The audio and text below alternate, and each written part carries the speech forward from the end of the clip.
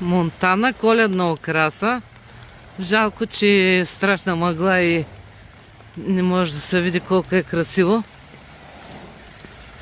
Но хората са постарали. Като приказка е. Фонтанчета, шадраванчета, елфички. Доста голяма красота е. Отивам на кръчма след представление. Ще пия червено вино.